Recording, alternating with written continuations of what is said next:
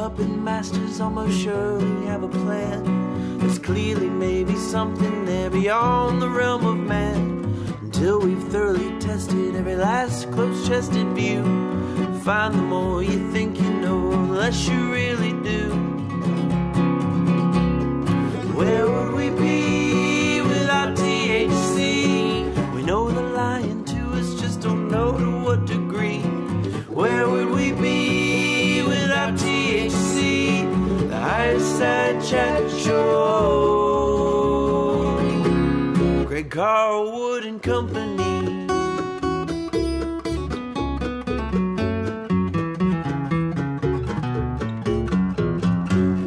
All right, Higherside Chatters, as we turn the page on a new year, it's only natural to assess our point in the timeline, how accurate our maps have been, and how they should maybe be altered for the next chapter in the big and complex cosmic script.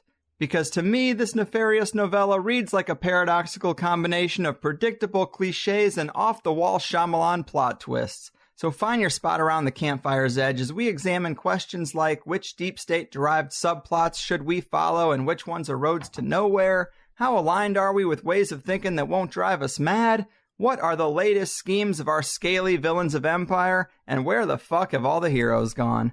Because personally, this boiling frog has been getting a bit too warm lately, and I'd love to find some ways to turn down the heat. So today we're checking back in with one of my favorite cooks in the chaotic and conspiratorial kitchen, serving up a hearty bowl of rune soup for the 8th time, Gordon White.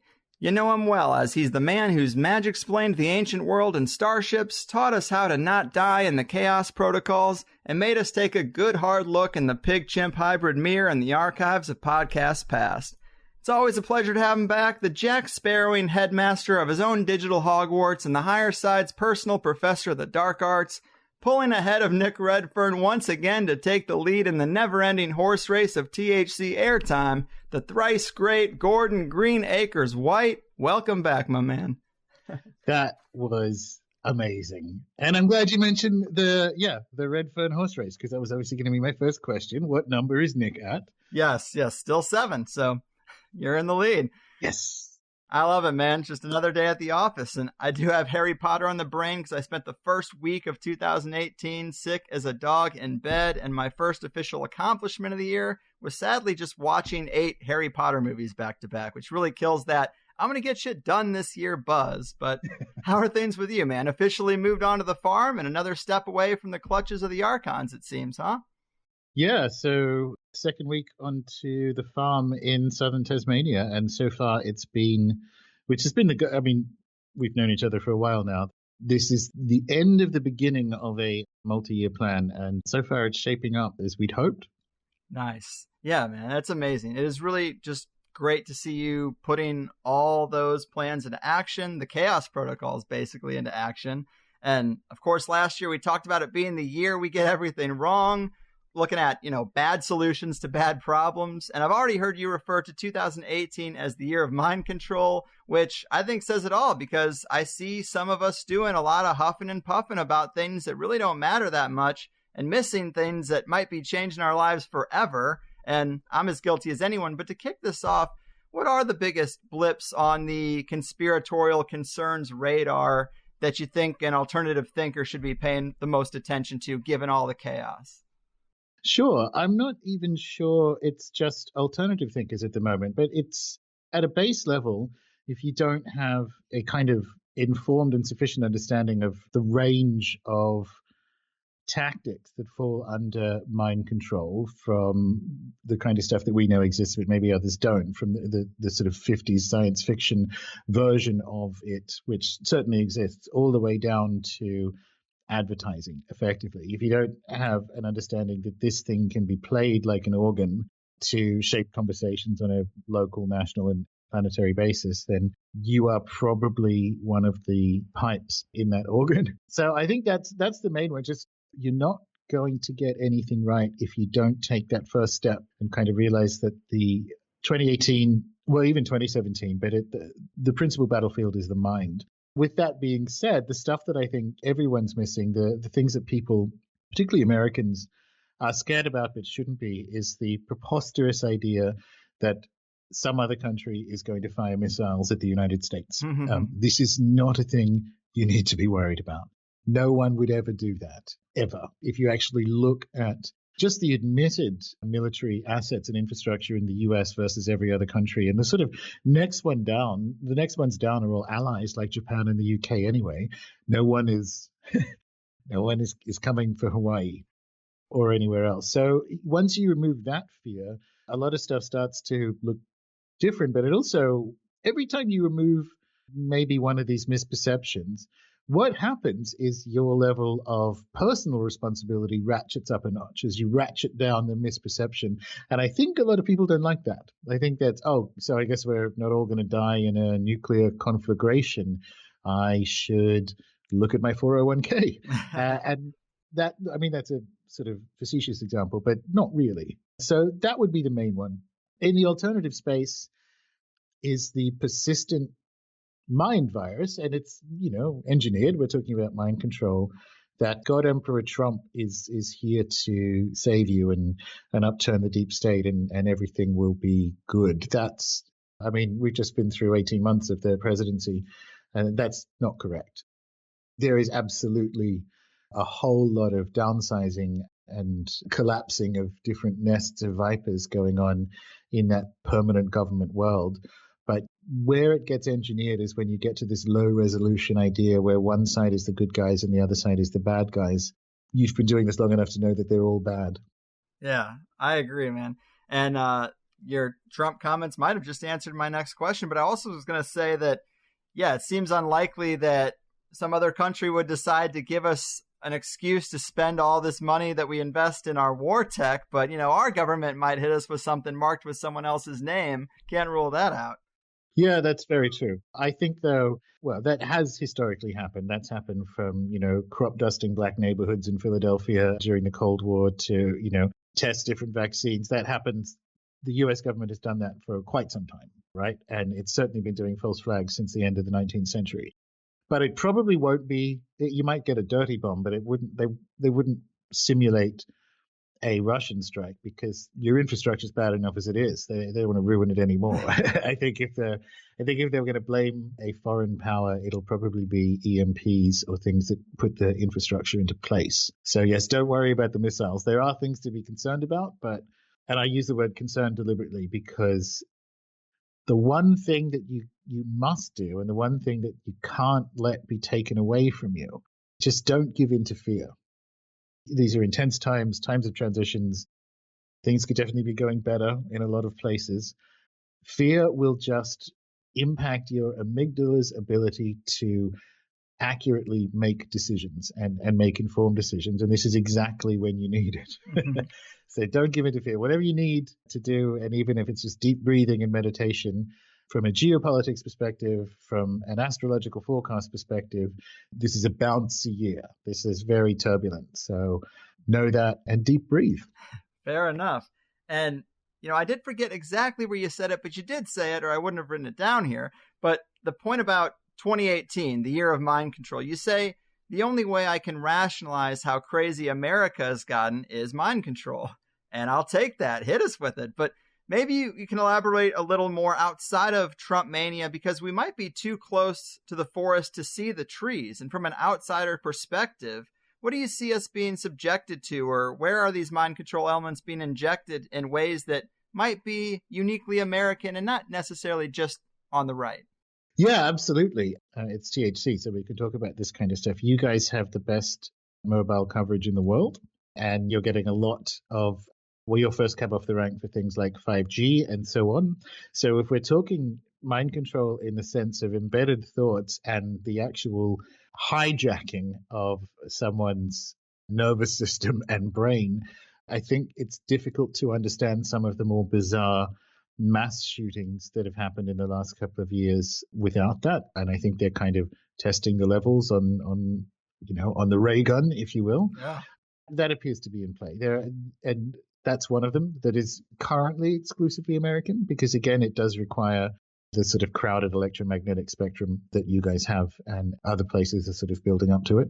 That would be a main one. From the idea virus, the biggest ones from countries like, so 95% of the world's population lives outside the US. And when we look in at the things that you guys are scared of and the things that are of concern, the first one is this embedded fear that there are all these enemies who are coming to destroy you, and you can't imagine what that looks like from the outside. It's crazy. And then, of course, there is in the alternate, well, probably the deliberate atomization of different groups, but this sort of persistent strain on the internet alt-right of Trump as God Emperor. That's one of them. You get the similar reaction on the left, which we've also seen, and so on. I'm not necessarily sure if that's, well, you can call it mind control, because some of those, memes and mind viruses and positions that you get on the far left quite clearly plug into state and non-state actors to, either push agendas or whatever it is they're doing. Doesn't matter. What it means is the signal is not clean. So that's one of them. And then there's the other thing, which I don't know if it's mind control or just perceptual error, is the one that annoys me the most in many respects, is the liberal centrist delusion that things used to be good and they're bad now. They've always been bad.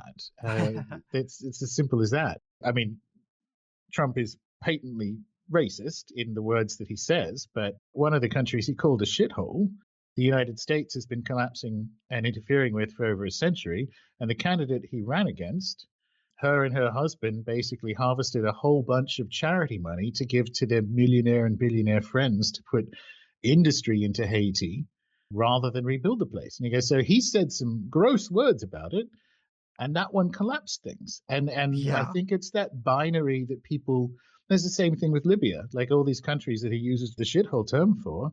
Thanks to the Obama-Clinton intervention in Libya, the slave industry has returned there for the first time in centuries.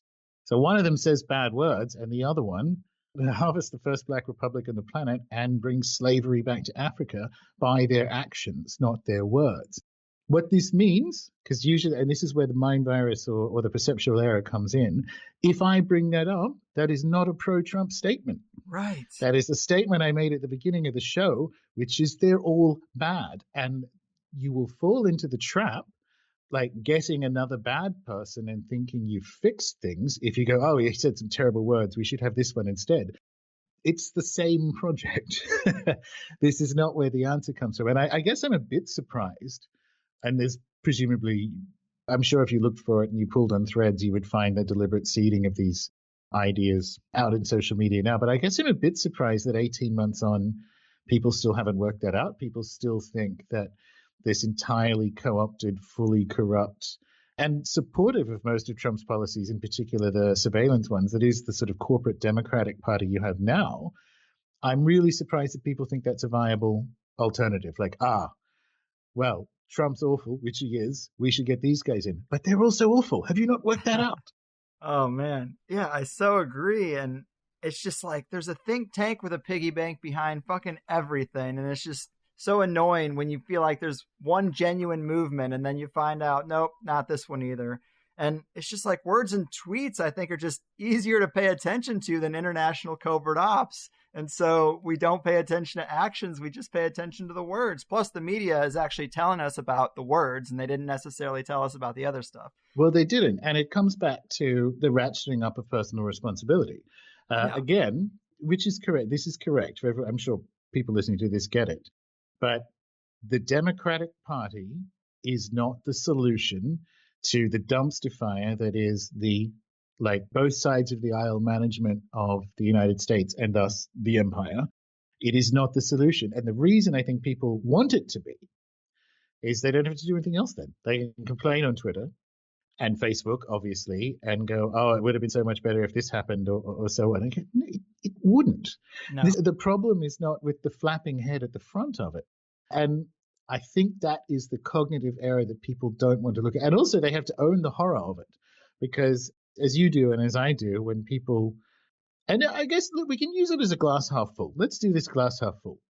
For 10 years, I've certainly been writing about, and you've been looking at the footprint of empire around the world. Obama's drone strikes, intervention in Syria, intervention in Libya and Ukraine, and all of this kind of stuff. When you get nary a peep out of anyone on Facebook until, and there has been a geostrategic pivot with Trump, but nevertheless, you still have that same flouncing about the planet, demanding what's best for the United States attitude that you get with Trump. It's a different mode of it. And all of a sudden people have noticed. And it's taken me a while to get over my frustration. And I guess the glass half full is like, well, at least now people who were denying it before are willing to talk about things like drone strikes and Syrian intervention, because glass half full, maybe because he is so unlikable, over the next few years, more people will grow to a more THC awareness that the actual problem is empire rather than whatever figurehead they trot out in front of it to get the country arguing for a while. Fair enough. Well, if the influence of my sigils has any impact, then they will have a more THC mindset for sure. Gold. So maybe that is a silver lining. And to further the point a little bit more, we're probably going to dip in and out of talking about cycles, but I've also heard you note that 2018 looks to be a panic year based on both the models of economist Martin Armstrong and the astrological cycles watched by Austin Coppock, which is probably a predisposition to make people aware of, along with citing the timeless advice from the classic Hitchhiker's Guide to the Galaxy and saying, don't panic. Yeah, there's something, if I tell you I'm going to hit you, and then I hit you, you'll be annoyed, but you won't be surprised. And if you know that this year is going to be choppy, and all signs point to yes, when the chop happens, when you hit the turbulence on the flight, you know it's coming. So you don't think, the plane's crashing. You go, okay, this is that turbulence. And for people who kind of, want to deep dive into it, I think depending on when this comes out, it'll be a couple of weeks ago, I had to talk about the cycle model. And at the end of last year, I had Austin on talking about 2018. And you can kind of listen to those two in conjunction and get parts of the year where all of these models, which model the cyclical nature of reality, kind of overlap and say, well, this is going to be a bit of a pain point and this is going to be quite bad. And if there's going to be military conflict in the Middle East, it's here and so on. And you can kind of, the benefit of doing these things, and in a sense, the macro benefit of having a cycle model of your own. So like thinking cyclically, which is, I think, borne out by the empirical evidence, is you go into the bad stuff, but good stuff comes because that's the cycle. So it gives you the opportunity of not thinking the plane is crashing or that this is in fact Armageddon, and just go, this is a bad period. And when you know that that's kind of literally in the stars, it's easier to do that don't give into fear and sort of move through it, because eventually the turbulence clears up. So yes, there's a bunch of different models here, and I think, and the fact that this year in particular they align, because what I was talking about with Armstrong's model, I've been following his stuff for years. He said he looked into astrology and it didn't match his cycle model, and I think he did that when he was putting it together in the late 70s, and late 70s astrology is terrible. If you haven't looked at it in the last 20 years, it's a whole new day. And I suspect that he hasn't looked at some of the longer cycles and kind of Greco-Egyptian late antique era stuff that's been quite rigorously and diligently picked over and examined and used by this sort of new crop of astrologers. Because a lot more of that lines up. And this year in particular, since I've been paying more attention to astrology as well as Armstrong's model, this year in particular, the fit is quite good. So that itself may say something. But yes, from the Socrates perspective, it's a panic year. And from a 2018 perspective, astrologically, it's an exciting year in the stars. So we can know that. We can know that that's what's coming, and that is at least a help. Yeah. And the immortal words of Scar, be prepared. And speaking of panic, I wanted to ask you just a little bit more about this Hawaii missile warning false alarm, because you have such a well-defined model of consciousness and its effects in the physical world. And the most interesting theory I've heard about what this could be is that it would tie into something like Princeton's Global Consciousness Project based on Jung's noosphere idea. Basically, a test measuring consciousness effects. And if that's true, an island is a great place to run a test. But to further the idea of a deeper game going on, if you look at the logo for the Hawaii Emergency Management System, it's nearly an exact match for the all-seeing eye seal on the dollar. And, that just subs out a volcano for a pyramid. And I've heard several numerological clues cited also, and maybe I'm descending into conspiracy madness in the first 15 minutes here, but what say you? There are two scenarios, and it's probably Well, the one that we can definitively rule out is that it's human error. Yeah. So there are two scenarios. There's the one that you more or less described. We are basically subjected to, this is the mind control thing, like continuous ops. Like you are more informed about global news, the less news, particularly you watch from a broadcast perspective. So much stuff that's happened in the last 18 months has been not just wrong, it's been faked, right? And so, yes, if you were going to ramp that up and start, this would be a good place, much like using the kind of quote-unquote full-blown mind control to test rogue mass shooters shooting up churches and all the rest of it. This would be a good place to test what happens, what the panic reaction is in the event of a faked missile attack. That's one of them. So it could be a almost sociological test to see what happens to people in that we've only got a few minutes to live situation. It could be a consciousness exercise, but it also could have actually, and this is what we can't yet rule out because it's still early days, it could have been something in the sky. So we've lost a satellite. We've just launched another Knights Templar one. I wake up, it's the morning here in Tasmania, but I woke up and there was a similar missile alert in Japan overnight my time, and there's this one. And we also had whatever that completely faked, well, not completely faked, but highly suspicious DeLong announcement of UFO stuff at the end of last year. So there's stuff in the sky, we're losing stuff in the sky, we're admitting there's stuff in the sky, and we now have, because here's the bit, there's a 38-minute gap, right? So, whoops, I hit the we're all going to die button. In that 38 minutes, something happened. So it's either, I'd be more inclined along your line if it was 33 minutes, but it's 38. And so I'm just wondering if maybe there was something in the sky that was going fast enough to look like a missile, but obviously behaving differently. And so these people weren't actually sure if what they were seeing was a missile, because now, Japan had one. We're losing stuff all over the place. Then the private companies are insisting that we haven't. So there's a lot of dodgy stuff going on from a space perspective. And what the radar picked up may well have been something like that. I love it. But what about 38 equaling 11? Or am I doing it wrong? Does that mean anything? Numerology isn't what a lot of people think it is. Numerology is a sort of semi-recent hobby. You can kind of count down. There are earlier systems of sort of matching numbers to significance and obviously numbers to letters and so on. And Kabbalah is a very good example of that. But sometimes you see people going, oh, well, this happened in 1891, so I'm going to add these together. And 7 is the 7th letter of the alphabet. Right. And all that kind of thing is actually new. It's a parlor game, really, rather than the proper magic stuff. When you see them doing high ritual, the number stuff is more complex than that. And they're much more interested in anniversaries and timing. When it's like, the behind the curtain ritualists, the dates are more important and the times are more important than adding the numbers together, which is, again, it's sort of like a Victorian hobby is where it came from.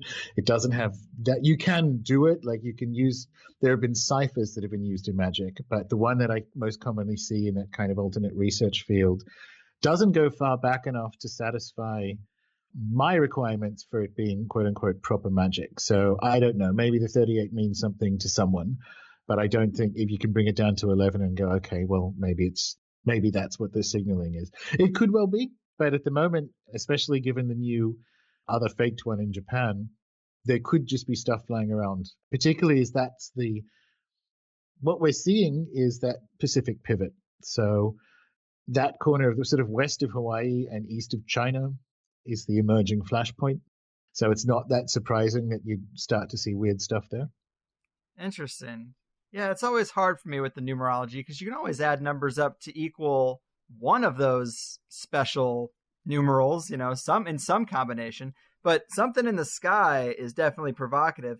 And I also copied this down. I just wanted to read an excerpt from Princeton's Global Consciousness Project, because if this missile warning wasn't connected, we should be on the lookout for world events that are, because this is kind of insane. So reading from the website of the project, the Global Consciousness Project is an international multidisciplinary collaboration of scientists and engineers. We collect data continuously from a global network of physical random number generators located in up to 70 host sites around the world at any given time. The data are transmitted to a central archive, which now contains more than 15 years of random data and parallel sequences of synchronized 200-bit trials generated every second. Our purpose is to examine subtle correlations that may reflect the presence and activity of consciousness in the world. We hypothesize that there will be structure in what should be random data associated with major global events that engage our minds and hearts. Subtle but real effects of consciousness are important scientifically, but their real power is more immediate. They encourage us to make essential, healthy changes in the great scheme that dominates our world. Large-scale group consciousness has effects in the physical world. Knowing this, we can intentionally work towards a brighter, more conscious future. So to me, it sounds like exactly the sort of test project that this would have been a part of. And they even throw in that last line of, we're doing this for the good of humanity. And that line always is a red flag to me. Yeah, and there is presumably some of these test centers in Japan, so they do have the opportunity now to see if there is not only a change, but if the change in random numbers that would have happened in Hawaii the other day is the same sort of change that you got in Japan overnight or whatever time it is there. So sure, and as with all of these things, there's usually more than one thing going on. So, yes. But it's too long for it to be human error, and it's deeply suspicious that another one happened in another country in that same kind of area as the Pacific pivot. As we head into we're 20% of the way through a Pacific century in many respects. But I have no doubt we'll see, and there's generally more than one thing going on. Same with CERN, same with any of this stuff. You get more than one thing happening. If you're going to spend that much money on it, if it was actual craft that were mistaken for missiles, like if you're going to roll the flying saucers out from whatever Raytheon base they're on, that's presumably expensive, so you might as well do more than one thing at once while you're out and flying about. Also pick up some milk. Right. Yeah, I just went down that Princeton Global Consciousness Project rabbit hole, thought that was interesting. And also Japan, another island.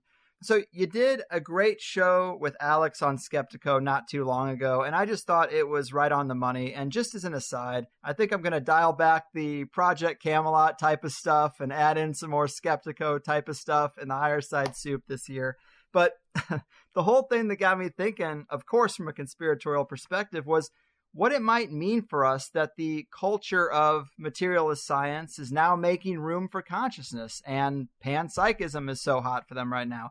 Is it almost worse for us in a sense that the better understanding the machine has for what's under the hood, the better these groups, even the smaller groups, could get at manipulating us? Yeah, it would be if the behind the curtain people hadn't already worked it out, and they never hadn't.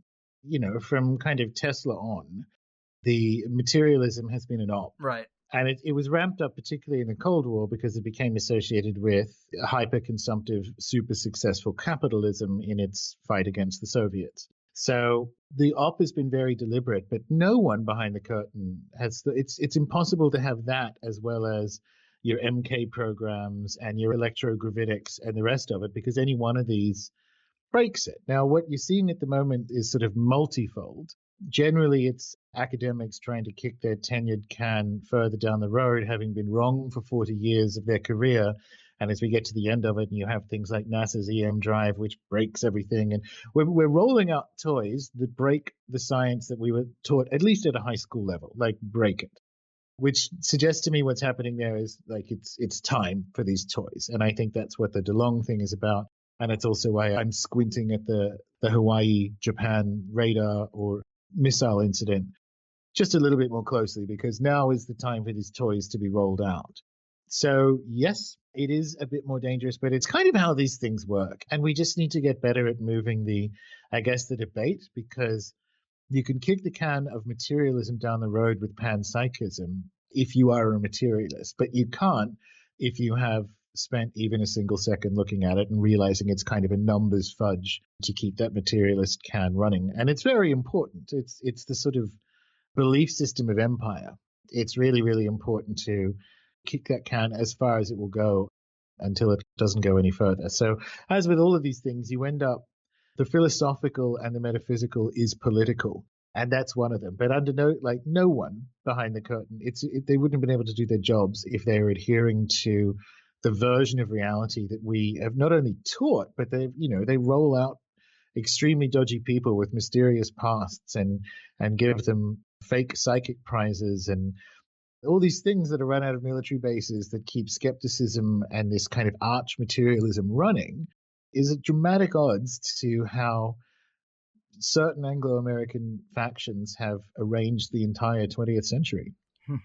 Yeah, I mean, that is a great point. It's never not been known behind the curtain, but I guess I worry that maybe the people behind the curtain won't have the monopoly that they've had for previous decades, maybe previous centuries, but that all does bring me right up to one of the main things I was going to ask you about was the subject of a changing of the dominant worldview. You gave a presentation called The Dominant of Witchcraft that you put up for premium members, which I thought was just really excellent. I think a lot of us tend to just see Charles Fort as a collector and promoter of weird paranormal type tales, but it seems like he really had some ideas that were well ahead of his time. I want to ask you about his forward-thinking dominance model, but first, talk to us about old Chuck himself. What do you find interesting about the guy? Chuck was brilliant in retrospect, and this will probably happen to you and I as well. Not the brilliance. Well, that's for history to decide, right? But he spent effectively his entire adult life looking at the weird and collecting the weird. And he was obviously intelligent to start with, and I think was quite philosophical. He sort of realized that, as we did at presumably youngish ages, that reality is an op. And also the things that we are told are true. Like, well, why are we told that it's that way? And because he was a bad kid, kind of. And so his father would make him work in a grocery store, and he used to mess around and put peaches labels on cans of things that are related to peaches. And so he's like, well, is that still a peach? Like, when does it stop becoming a peach? So he's very interested. He's like kind of a stoner without the weed, like very interested in the edges of categorization. He was also extremely funny. So his books even now are quite funny. But that is obviously born with a philosopher and a researcher's understanding of the limits of categorization and what it includes and excludes. So as a result, he came up with, and it's so smart, he came up with this a generation and a half before Kuhn's structure of scientific revolutions, which is where we get the words paradigm change from. He came up with the same idea, but better, because Kuhn's one is essentially that kind of glorious materialism and modernism. Once we hit science, we just get better at science. Nothing comes after it. What Foote saw, and this is in the early 20th century, this is a big deal. He saw that the dominant of science, so the kind of a dominant for him was the official descriptive category, but it was more than that. It's almost like an eon. So you had the dominant of religion beforehand, and then he grew up in the dominant of science, but he saw the edges of it. And he saw them shift when the things that were taken as self-evident within that dominant, it becomes apparent that those self-evident facts aren't in fact facts. And he said, so the dominant of science, which is that kind of early 20th century high material clockwork universe, he saw that coming to an end. And that's a big deal because 10 years beforehand, you would have people, or men, or young men going off to university in London and, well, in Britain in general, who were kind of warned away from studying science because everything had been mostly worked out. So it's like, maybe by the time you graduate, we won't even need scientists anymore. That's how confident this materialist model was at the opening of the 20th century. Like, this was it, and it's almost done, which is astounding to think about now. And so he said, this is coming to an end. And the one that he said is replacing it, he called the dominant of wider inclusions, or the dominant of witchcraft, which is the best description of how we live now. And the wider inclusions is essentially the stuff that science decides by fiat doesn't exist. So it's sort of the 20th century paranormal battle. Like, oh, that stuff doesn't exist because either there's no consciousness or there's materialism's the only thing, there's no such thing as ghosts and whatever. And in this one, it's now impossible to argue against it. Like, they're here. They were always there. It's just that the sort of structure of reality, the dominant has shifted into the dominant of witchcraft. So you end up with people understanding the high strange and the weird, and the sort of technology that would be associated with the dominant of witchcraft are things like electrogravitic flying saucers and EM drives and all the stuff that wasn't allowed to exist in the last one. And he saw all of this in the early 20th century, but he had some wild views about, and I think prescient views of the implications and reality and, I guess, ontological status of all the weird stuff that he looked at his entire life. So, when it rains giant ants or fish, or when people bilocate, or when people who have the exact same name die on the same day, having lived the same life in two different countries, and all that kind of stuff. So all the kind of weird that he collected meant that and not that many people have done this in the history of the West. No one's sort of been a collector of weird to the extent that he was. So we should pay kind of attention to the things that he thought about this stuff and its relation to us. Well said. And that term wider inclusion, it really is like you always say about paranormal and normal. Like, stop calling it paranormal. If it's there, it's part of the thing. It's part of nature. So it is just, in a sense, normal. And of course, I have to use words like paranormal because I'm a sensationalist conspiracy show. But I get your point, and I think it's a good one. It's kind of right in line with that idea of wider inclusion, bringing it all in. We've had to dismiss it in the age of science, but now we are able to handle it mentally. Yeah. So people kind of get, and to some extent, this is Charles's fault because of the way he wrote, right? Which is, he didn't believe in the supernatural. He said there's no such thing as supernature. And everyone's like, aha, so he must have, and this is the difference between a dominant of science and a dominant of wider inclusions. He said, so he must have what we call rational, but is a sort of materialist fairy tale for how giant ants fall slowly in the snow and all the other stuff. That's not at all what he meant. What he meant was, because he was like boss at categorization and its limits, the problem with the supernatural is, and the paranormal is beside normal, supernatural is above nature, is you've carved this up. And he's the kid with the peach labels and cans. He's like, that's dumb categorization. You've made that up. It's the McKenna line. If it's real, it can take the pressure. And so the things that can take the pressure in the dominant of wider inclusions, this stuff, is the telepathy and the extra-dimensional encounters and the electrogravitics and so on. Like, they're not paranormal. They're not supernatural. If they're real, they can take the pressure. If they're real, they're part of reality by definition. And that's what he was saying. And that is really smart.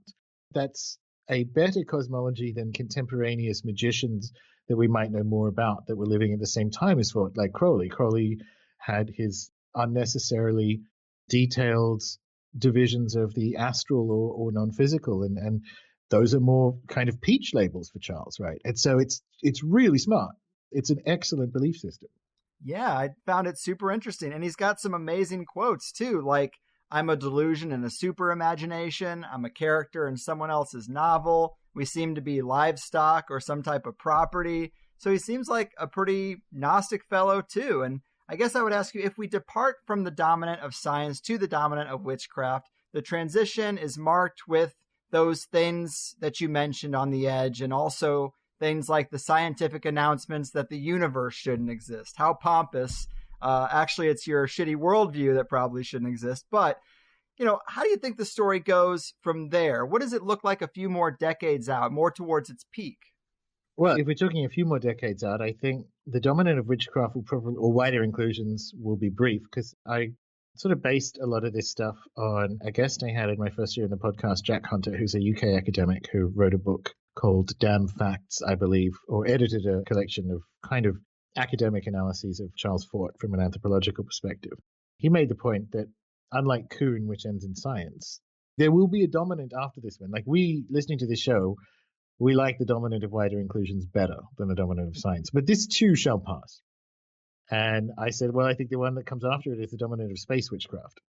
Because probably we can draw a line at the end of this dominant, which is about the re-enchantment of the world, or the recognition of the continuous enchantment of the world, however you want to rephrase that. And I think it is that plus multiplanetary society is when we kind of ring the bell on the next one. So I'm kind of joking a bit, and maybe I'm carving up this dominant into too many. Maybe I'm double slicing this pizza, but that's the one that I think happens next. So we have to get from now to, and this is the long stuff and maybe the missile stuff and so on. The pump is being primed, or we're being prepared for the fact that, oh, look, it turns out which we know, but it turns out we've had these electrogravitics for a very long time. And, the US has 20 flying saucers or whatever it is, and that kind of stuff. So I think we'll be jumped up into multiplanetary fairly quickly, sometime between now and 2030. As in, technically multiplanetary. We won't get to go anywhere in this stuff, but it will be official knowledge in the term of the dominant of wider inclusions that these things exist. And I've been saying that the entire time with the To the Stars project, and the fact that they get front page on the CIA's Facebook wall, aka New York Times, to say this suggests that that's it. So if you look at how these things work, assuming it's electrogravitics, and I'm quite sure it is, if you look at how these things work, they break the materialist model. And then we have this kind of interregnum period where former materialist is saying, hey, maybe panpsychism. And then we have this stuff happening. And I do think there's an attempt to have the cake and eat it too from a official paradigm perspective and having these technologies officially acknowledged. Yeah, man, I think that really does sound like a pretty logical course of the rollout. I mean, it does seem like what's going on. And speaking of ringing the bell, let's talk about Oumuamua, because in the context of a worldview phase change, this thing could be like the housewife who's ringing your doorbell with a fruitcake in hand, coming to introduce you to your new reality. On the other hand, we've shit on NASA so much, I'm not even sure what a real announcement is anymore. But what do you think? Is this important? Yeah, for me, just to go back to the DeLong thing, everyone was talking about 2017 is the year of disclosure, and it was in a way. And for me, it was Oumuamua rather than some military contractors and a singer. Because the thing about it is a structure. The thing about Oumuamua is heads it's aliens, tails it's aliens, which is what I said to Richard Hoagland on the weekend. Because there are two ways you can explain this. The first, given its trajectory and its bizarre shape and all this kind of stuff. And crucially where it came from, the corner of the sky. So the same month as we had a kind of mass death Vega ritual a la, according to Chris Knowles, in Las Vegas on NASA's birthday. And then later in that month, we get our first, you can call it an alien spaceship if you want, a first official alien spaceship. It doesn't have to be a spaceship with all the kind of cool Star Trek toys to satisfy that definition, because it's either artificial based on its trajectory, in which case alien by definition, or it's not, because when people were looking at it and why it got such coverage as maybe this is in fact an alien object, and even in the mainstream press, it's because the other options is what you have to solve is this an extremely unlikely event, or which suggests alien, or is this a very common event, which means we haven't understood the gaps between solar systems. If it's common, if these things happen all the time, then essentially in between solar systems, you have a sort of Walmart parking lot of billions and trillions of objects like this that sort of zip and bounce in between solar systems. And if that's the case, it's aliens, because there is your panspermia vector par excellence. So there is the life was seeded on this planet by some kind of postal system of bizarre shaped rocks bouncing in between solar systems. So heads it's aliens, tails it's aliens. I think it is probably artificial and vastly ancient I don't think it's common. And something Tyler Cohen said, who's my favorite neoclassical economist, is like, from a Fermi paradox perspective, just running the numbers, we should expect it to be aliens because we've been looking for them. And the actual challenge with the Fermi paradox is, why aren't they here? So for me, that's it. Like, we saw it. There have been ones beforehand. I mean, we know there's stuff on Mars and all that kind of thing. But for me, 2017 in October, as to whether they knew it was coming or whether these two events coincide in breaking the word coincidence apart, that bizarre ritual murder and the sort of arrival of this poop-shaped alien asteroid in the same month, it just you need numbers that aren't used in the physical description of the entire universe to run those odds. So that was it for me. As to whether we can trust exactly what's going on, well, that is the eternal challenge. The information came out, well, here's the dodgy bit, and it's kind of like the missile thing. The information came not initially from NASA, but via it, and then you get the NASA official statements at some stage. So we know things showed up, or at least we can be more confident that a thing showed up. But yeah, there's dodgy stuff. So there was 34 days of follow-up observation, which actually means there's 33 days between the discovery and the announcement of Oumuamua. So there is still some weird Earth-based signaling involved.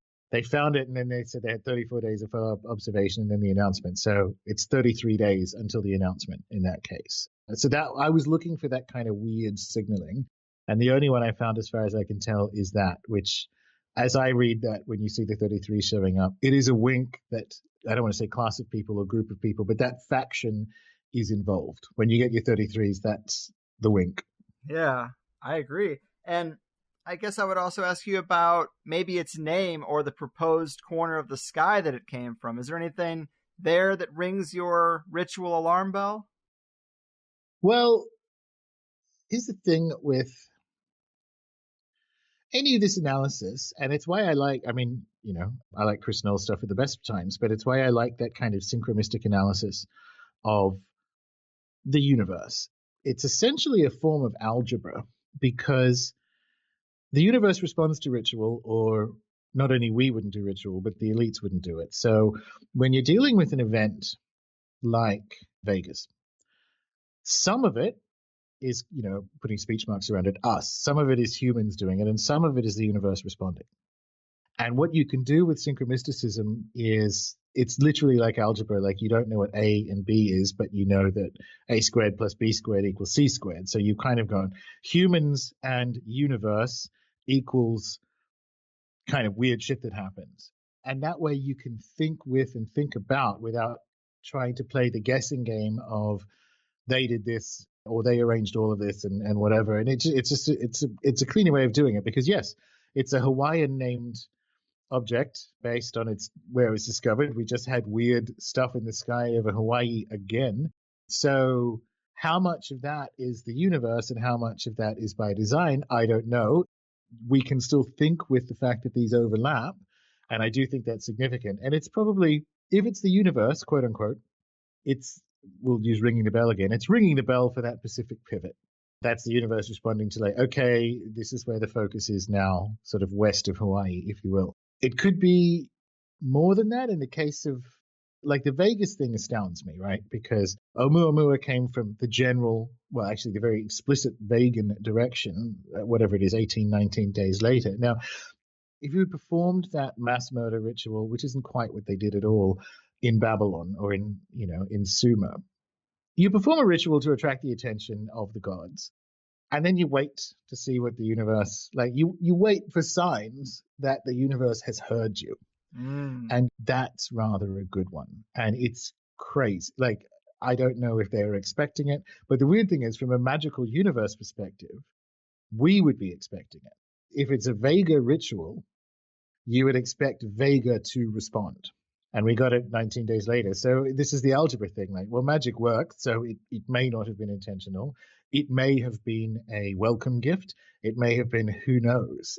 And we can think with it without kind of landing on it could be this or it could be that, because it's just, it boggles the mind again. Like, why Hawaii? I actually really like the name of it, and I think it's nice that it gets a Polynesian name. But all the other stuff around it, goodness, you think that's why I think the 2017 Disclosure event was Oumuamua rather than, Blink-182. Dude, I just love that. The Harvest Festival on NASA's birthday is like the picking up of the phone, and Oumuamua is like the answering. And like, yeah, here we are. I just think that's a great, provocative, interesting way to think about it. Well, that's ritual magic. That's how it has been used. And I know that's it's a real flashpoint topic for alternate media because, as you know, like a lot of them come from ecstatic Christian backgrounds, so they think it's all bad and they're all somehow the Freemasons and the Vatican are colluding in a ritual magic conspiracy with Thelemites like Dick Cheney, and it's a mess. Nevertheless, magic works, and this is how it was done in Egypt and Babylon and so on. You have these large civic sacrifices, and you do that because the universe responds. And my head still spins thinking about it. And because before Oumuamua showed up, my assumption, and I think most people who look at it that way's assumption, was it's kind of like 9/11 happening on particularly whatever it was that hit the Pentagon, happened on the anniversary of the dedication of the Pentagon. So whatever that was, that obviously wasn't a plane that hit the Pentagon, is a rededication of the ground to the Pentagon for a new mission, for a new, that's good ritual magic, good speech marks again, right? And I assumed that was what was going on, because there's very few places in America where you can have effectively a blood sacrifice in front of all the iconography that has been associated with the previous NASA missions. Like, it's just there. You have to go to Egypt to do it otherwise, right? And yes, they're tacky and it's ersatz and it doesn't matter. The images are there. So, and it was on NASA's birthday. And you think this is a rededication of NASA for whatever comes next. And then Oumuamua comes next, and we're getting the first signalings from, operatives and useful idiots that the toys are kind of being rolled out of the underground bases, which is what I think we should expect in the next 2 years. So they all line up. The bit that is crazy is maybe Oumuamua is the universe responding. But yes, we can think with these ideas without kind of picking which one it is, and that's useful. I think it's the only way to do it without being crazy. And in many respects, synchromysticism is something we've had to invent, because we used to talk like this, and by used to, I mean 1800 years ago. We were very okay with using language to mean something literally and symbolically at the same time, because we had, I would argue, a better understanding of reality, something closer to Charles Fort. And we kind of have to, it's almost like training wheels. There's a synchromistic analysis is how we get used to thinking with and about a living cosmos when we just had 150 years of being told no such thing exists. So, and we're going to need those skills now, because now everything is happening. Right. And I do think that is just the 1-2 punch of ritual that really adds some clarity to it. Like you said, the Pentagon and it being on the anniversary and rededicating it to a new mission. Things definitely changed after 9/11. And then this Harvest Festival, possibly a pivot for NASA's mission, tying right into, like you say, the Tom DeLonge Pentagon program disclosure stuff. The Pentagon, of course, being at the heart of that disclosure also.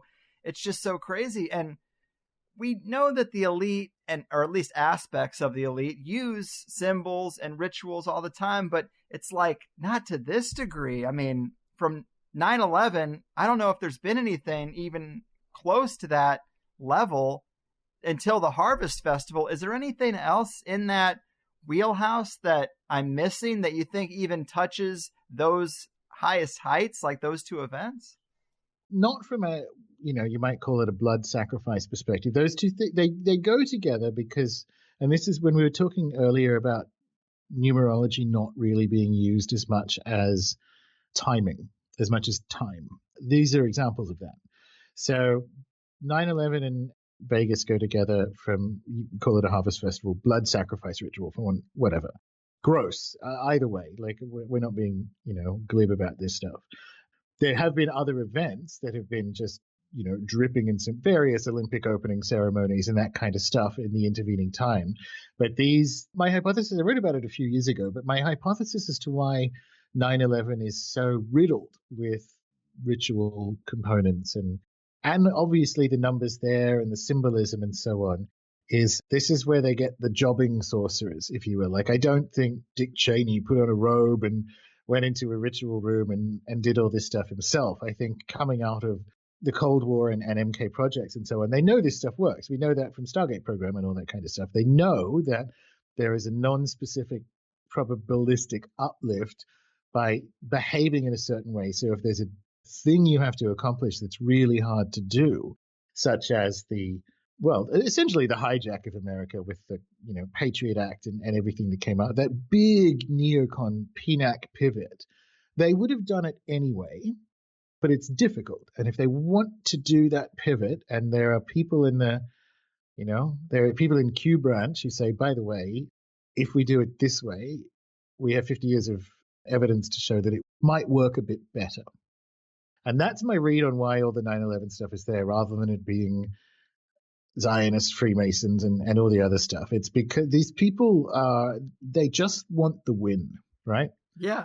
And that sentiment is there for me with Vegas. So they fly together because it has the same, I mean, it's a horrific thing to do to innocent people at the best of times, but it has an extra level of callousness, which is, we're just going to drip this in symbolism. But someone told them, and this means that whatever the NASA rededication is for, if we're correct, is of an equal or greater level of difficulty as was the PNAC pivot. As in, okay, like everything we said about, space and our near and our solar system has effectively been an op since the beginning of the Cold War. We now need to pivot the world into being like, by the way, aliens exist. By the way, we're already multiplanetary. By the way, we have these toys. Like, that's a big change. That's bigger than the PNAC neocon pivot. And that's what I think it was about. And it's crazy to me that the universe's response was Oumuamua. But even without that means the magic worked. Because even without that, the project is continuing anyway, and we should expect to see more of. I don't even want to call it disclosure. We should expect to see more military contractors and ex-intelligence and military people allegedly disclosing what they know about aliens, which is code for we're getting ready to roll out our toys. Yeah, man, I just love it. And I kind of would remind people of what Dr. Skinner said when he was here. He told an anecdote about an early attempt at magic where he drew out his magical circle, did his conjuring, and a bunch of birds came down the chimney and went flying around the circle, shitting all over the living room. And then the next day he comes down because he's like, I can't believe that actually happened. Did that really happen? And yeah, you see the bird shit on the outside of the circle. And it's like, scale that up. If you call, then something fucking comes. And of course they outsource the magic. I mean, the elite class are the kings of outsourcing. And I know from your magic class that magic is fucking hard. So I don't imagine that they're doing anything difficult that they can outsource. And why not get an expert? It kind of takes one. And again, I get asked all the time, if this magic stuff works, you keep focusing on it with these guests. How come 9/11 is the only thing we can point to? Of course, now we have a second thing to point to, but it's because you can't do it every day. They would do it more often if they could, but like you said, you got to wait for that timing. So perhaps that's why we don't see it quite as much. If they obviously can get away with it, and it obviously is so potent, that would be a good reason. You got to wait for the clock to strike 12, man. You can't just go doing this stuff whenever, or it's not going to have that same potency. Yeah, exactly. And you get the low-level stuff. The thing is, I think they only roll it out when you need all the oomph you can get to make that pivot. Yeah. That's the US, because everything else that the US or the Anglo-American, so the Atlanticist project, everything else that they do has no competition. So you don't really need it. The tasks aren't that difficult. You just unilaterally say, you collapse that country, or you do that. You don't, in fact, need the magic. Why would you do it? I am one, but even people who are regular magical practitioners, I don't use it to find the remote. I just get the remote. And I think that's where some of it changes. So, for instance, we go back to, one of my favorite sorceresses on planet Earth, which would be Elizabeth II. She's using it all the time, but she is in a different situation to the largely US-based Atlanticist and their various projects. But if you look at how she's used imagery and symbolism and her grandkids' marriages and all the rest of it to essentially refloat the idea of monarchy at just the right time to do a kind of partial handover of, I guess, naval governance from the US back to the UK as the US becomes more and more insular. You look at it and go, she's just knocking it out of the park every time from, I get it's timings, but it's use of imagery and color and locations and so on. And this is what I mean. They've always done it. That is exactly how, particularly when you're talking about monarchs, that's exactly how they've done magic. They've managed image and timing and location for their benefit.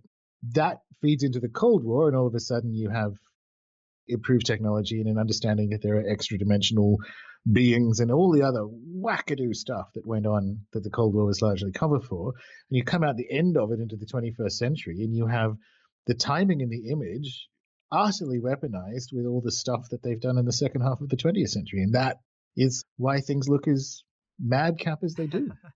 Yeah, the royal family definitely has to be using some kind of magic just on the basis that they still exist, that we're all under the spell, that we should applaud when they walk in a room and just let them wear all this draped in lace and gold and jewels. And like, why? Clearly we're all under a spell that even exists. Well, she's extended her spell to the United States now with Harry's marriage, because now you guys have to care. I feel so, like I actually used to watch Suits. I feel so sorry for what that girl has coming.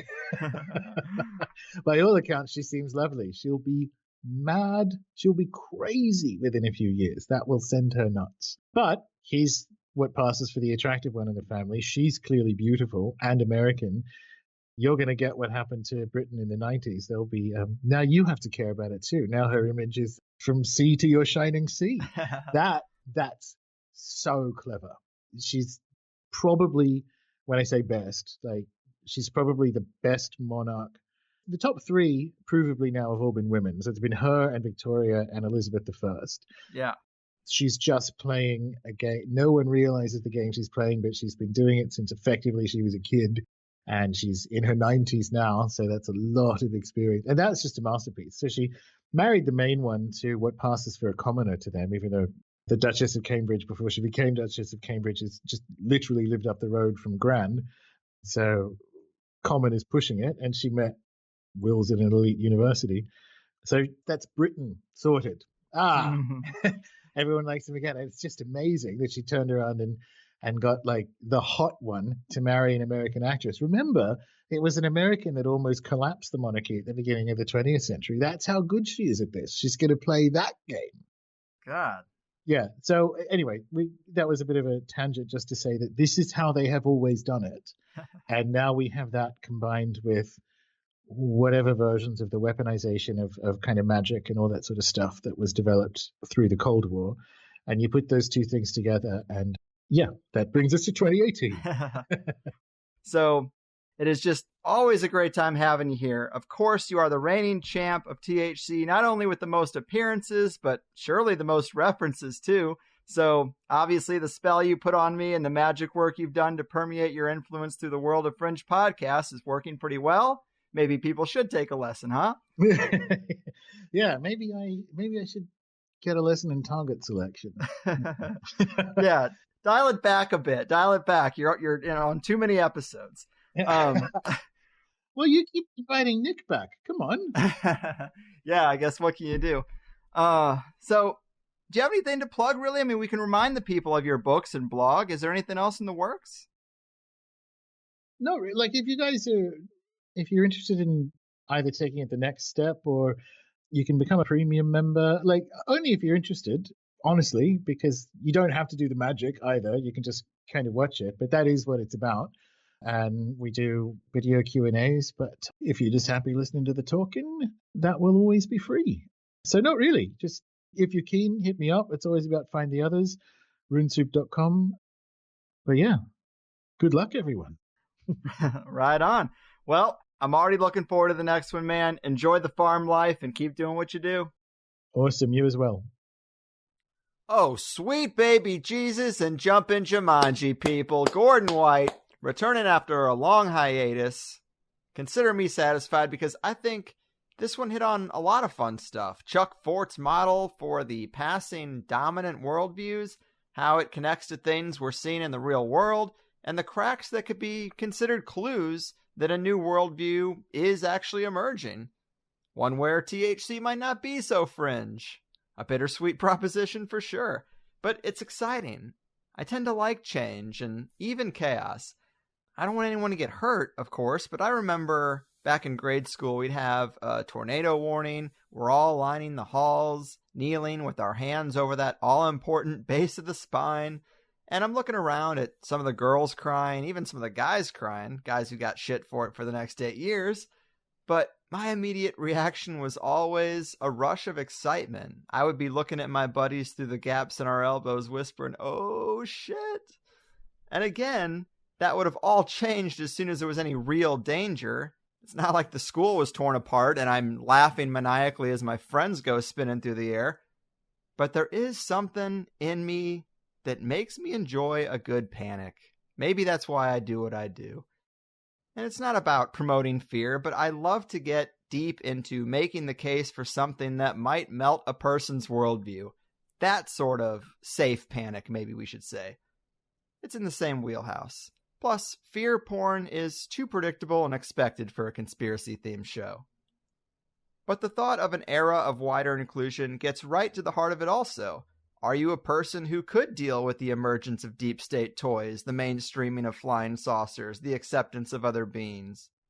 And I'm sure a lot of these things are not going to come out for our benefit in some type of happy disclosure scenario, but, I'm sure if you're listening to this, you would find that world exciting too.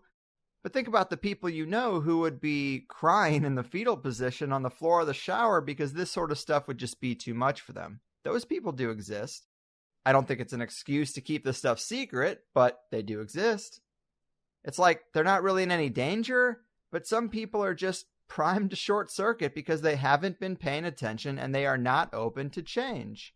They're in one bubble or another. Look at what happened to liberals when Trump took office. I mean, it's a fine line between pussy hats and a full emotional breakdown, right? If there's even a line at all.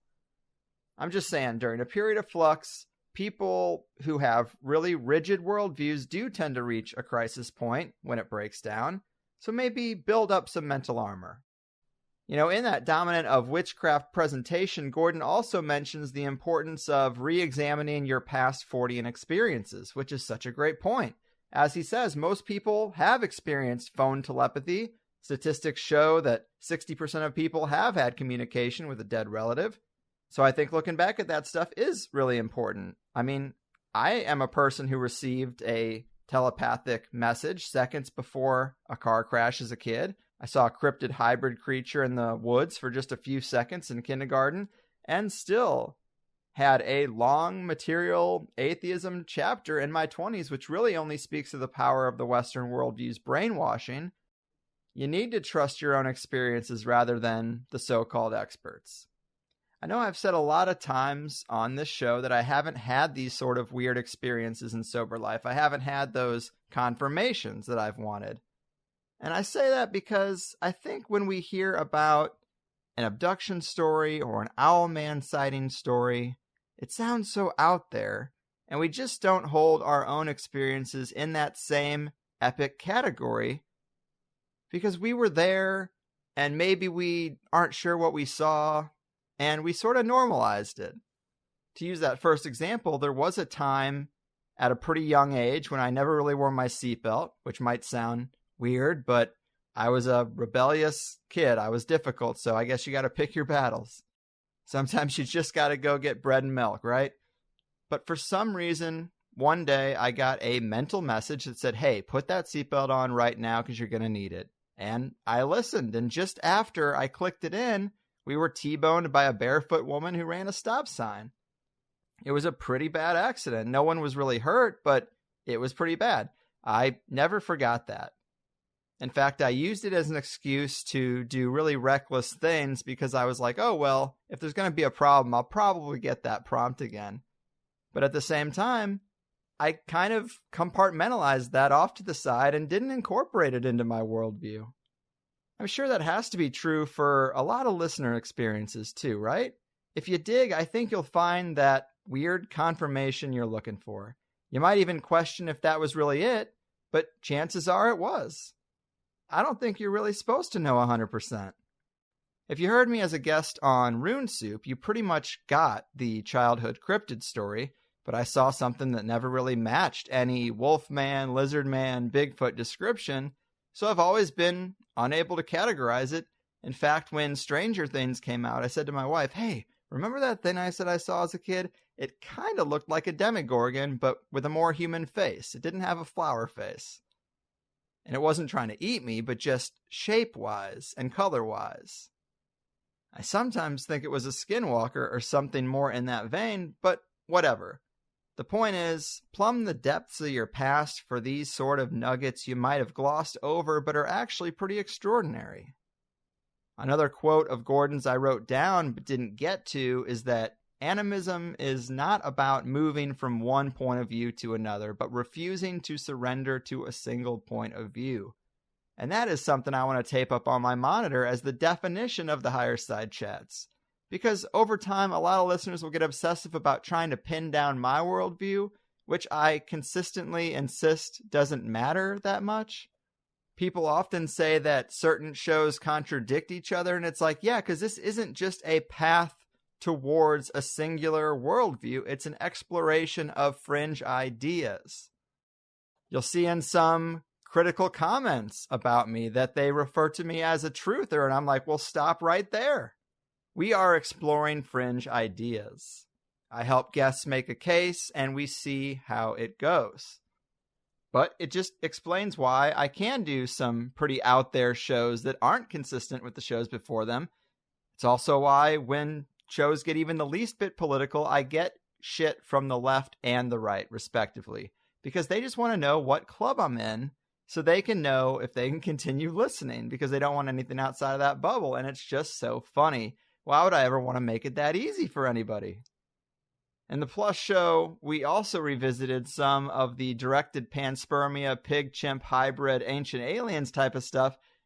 And we didn't talk about mushrooms and fungus too much in that vein, but it's definitely a component. And I also wanted to mention this, kind of along the lines of the joke a lot of amateur comedians make about dogs, in that you got the dog usually leading the human around on a leash, the human picks up their shit, the human works all day so the dog can lay around like royalty and get 3 meals a day. Who's the master and who's the slave here, huh? I think we've all heard that, but it is an interesting way to look at things, and a similar thing gets said in regards to corn, rice, and wheat, in that they are the most plentiful plant species today.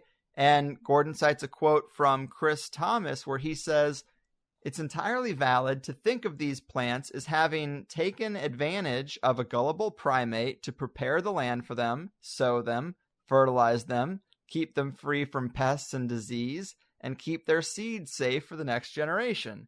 Who's manipulating whom?" And I just love that outlook. It turns the worldview of humans dominating and ruling over their environment a bit on its head. Looking at things in a new sort of way is what it's all about, right?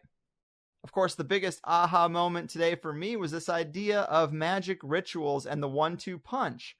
We talk about elite rituals so much, but I think a lot of people miss that cause and effect element, that reconsecration thing. I know I have, and I think it's pretty damn fascinating, and maybe it gets us a little closer to a real understanding than a lot of other approaches a guest might bring up. In fact, the next show adds even another piece to it as Austin Coppock returns, and he knows both Chris and Gordon. So these 3 shows in a row is really like one big superset to me. I'm lucky to have these guys in the Rolodex, because I don't know how I'd figure out any of this stuff without them.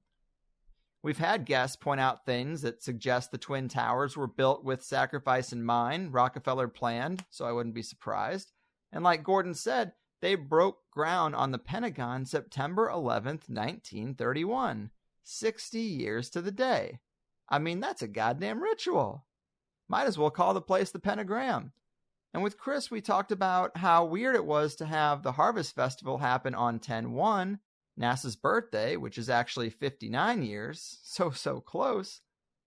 And then you'll find different dates because something like NASA was actually multiple stages of development. But just to read from the official chronology, NASA began managing the United States Space Exploration Program on October 1st, 1958. And I hate to say incorrect things on the show. You got one job, get these things right. And I had written down that Paddock arrived in Vegas on 8/17, and Chris corrected me and said it was 9/17, so the date was in my head. Well, 9/17, I see, is the day that NASA unveiled the first space shuttle, September 17th, 1976. So I really think there is something highly ritualized about all this. But just to wrap up the business side, because I do have one more thing to drop on you guys. Of course, every episode of the Higherside Chats comes with an extra hour if you're willing to support the show for $5 a month via the HighersideChatsPlus.com or Patreon. In today's second hour with Gordon, we got into plagues and disease, updates on directed panspermia, pimps, and octopi, what it's like to run a digital magic school, the importance of timing and its effect on getting the attention of the spirits. Gotta love that. And we talked about the history of the Grimoires and the Sola-Busca Tarrochi deck, if you remember the Game of Saturn episode. We also talked about just the elite and haunted bloodlines, the Our Lady Fatima event and its importance to ufology, And then finally, civilizing trickster events and the prospect that the last one might have been less public. I think that's where we'll start the next podcast when I get him back on. And again, just listening to Chris and then Gordon and then Austin, you're going to want those second hours. And don't think THC is narrowing its focus. We've got plenty of other stuff in the works very soon. But I really love these subjects because magic is one of the rare things where we can actually weave in and out of how the elite use it and then how we can use it. And there will be comments about how that's all evil. And I would just say, who told you it was all evil? Religious authority figures. You really think they're not trying to maybe manipulate you and take your power away? Regardless, please sign up and support the show.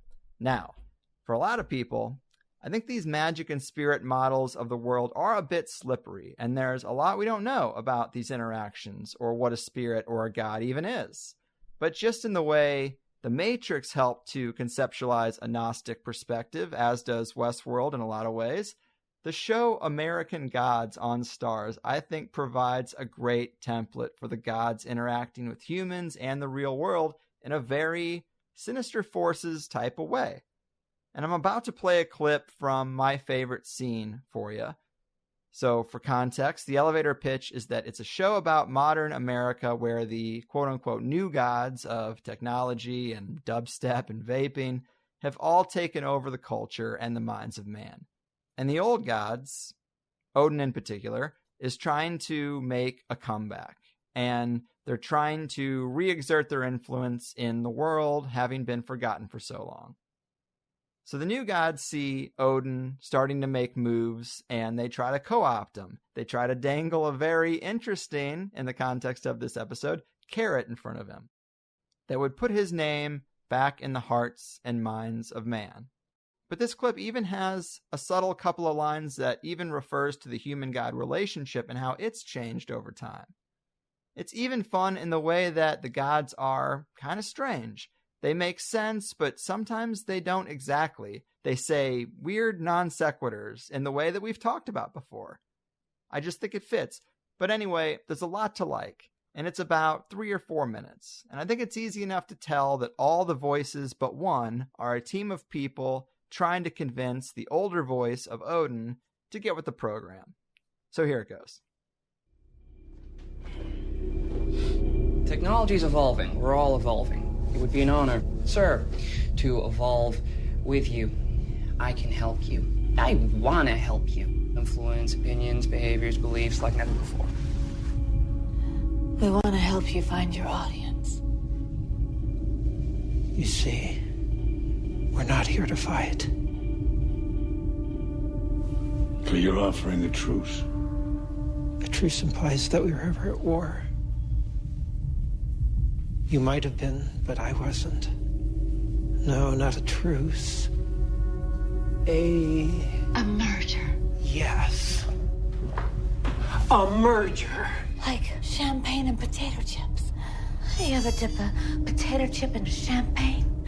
It's real crazy. Wouldn't you like an upgrade? A brand new lemon-scented you? Oh, I'm a fine me. I just keep getting better every year. Of course you are. And that is the you that deserves to be seen, incorporated. Everyone in the world gets their place. With you. That's why they call me Mr. World. And if they don't agree?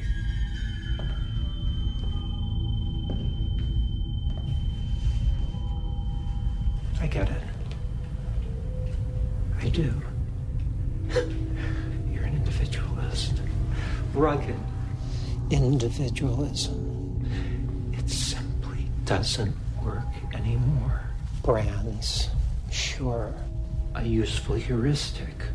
But ultimately, everything is all systems, interlaced.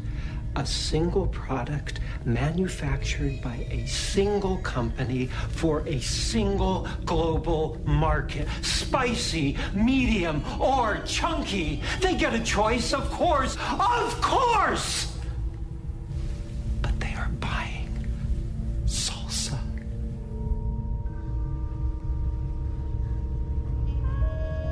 Show it.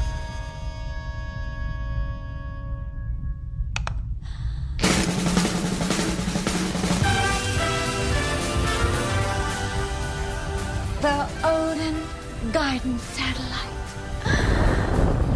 to be launched over North Korea next month. Just imagine lightning raining down from the sky in the form of precision-guided missiles. Could you imagine? 24.9 million people. They will know your name, Lickety-Kite. Brand rebranded and just the start. No more stolen scraps, short-changing, hand-to-mouth gray hairs. No more motels and byways. Place in tomorrow, current, last. Valhalla anew. Doesn't that sound swell? An oyster. Inside every pearl, there's a single irritating grain of sand. That's me. Otherwise, you wouldn't be here. Just like an oyster, you're trying to cover me up with something smooth and shiny, pretty on a necklace. But inside the shell, that slimy thing just wants that scratchy thing out of there. You say merger? I hear exile. It's not our fault they found other ways to occupy their time. That's all you do, occupy their time. We gave back. We gave them meaning. Then give it to them again. Gotta love it, folks. And I'm out of here. Your move, Odin. Your fucking move. This is important, hear what I said. I'm trying to tell you, it's not paranoia, not in my head. It's just the hard truth. Knocked on your door while I still can to ask you a question, 'cause I know your head is still in the sand. Don't be sheep to your slaughter for the rest of your life. Oh, pressed, but you're getting woke. You say you don't want to be stressed until the day you die. Tough luck, my friend.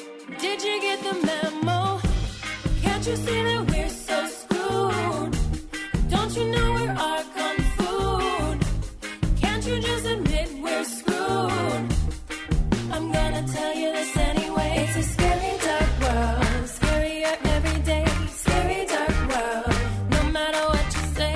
Scary dark world, don't think we'll be okay. Can't you see that we're so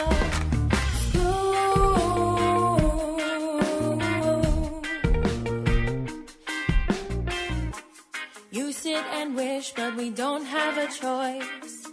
It seems we're stuck here, but you can find gnosis, drown out the noise.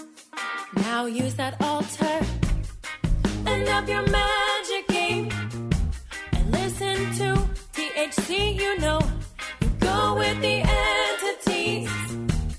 If you ever see the UFO, don't be sheep to your slaughter for the rest of your life. Oh, pressed, but you're getting woke. You say you don't want to be stressed until the day you die. Tough luck, my friend. Did you get the memo? Can't you say that we're so screwed? Don't you know we're our kung food? Can't you just admit we're screwed? I'm gonna tell you this anyway. It's a scary dark world, scarier every day. Scary dark world, no matter what you say. Scary dark world, don't think we'll be okay. Can't you see that we're so